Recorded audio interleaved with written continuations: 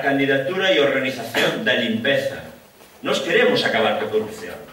E é necesario que dunha vez por todas no Parlamento se sente xente limpa de polvo e palla, xente que poida estar tranquila e os seus cidadanos poden estar tranquilos de que non van a meter a man onde están os cartos.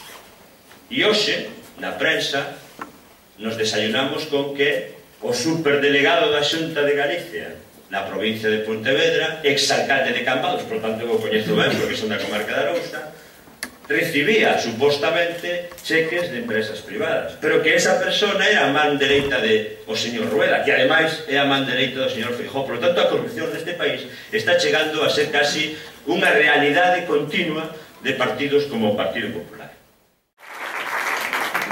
Pero nós tamén queremos que en Galicia os servizos públicos se garanticen. Nós queremos que a educación sea digna dese nome. E nós lle decimos ao señor Feijóo: vive cun salario de mileurista e depois me dirás se poderes pagar o que costa levar a día de hoxe a un neno a unha escola infantil da Xunta de Galicia, que costa o doble que o ano pasado.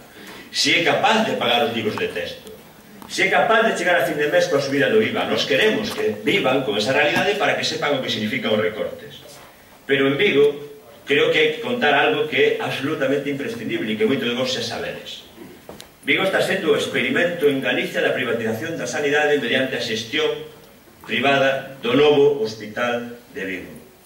Eso é un atentado contra a nosa saúde. E nós decimos aquí alto e claro: privatizar a sanidade ou permitir que a privada xestione a sanidade pública é matar. Privatizar mata.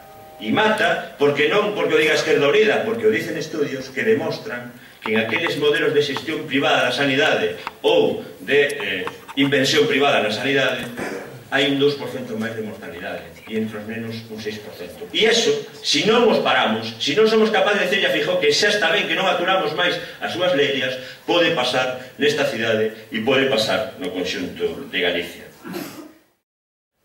E eu entón fago un chamamento. Se Pokémon foi capaz de chegar a Ourense e encontrar ali a corrupción do Concello de Ourense, eu quero que Bob Esponja e Chico Percebe veñan a Pontevedra e desmonten dunha vez por todas o que está pasando na Diputación de Ourense.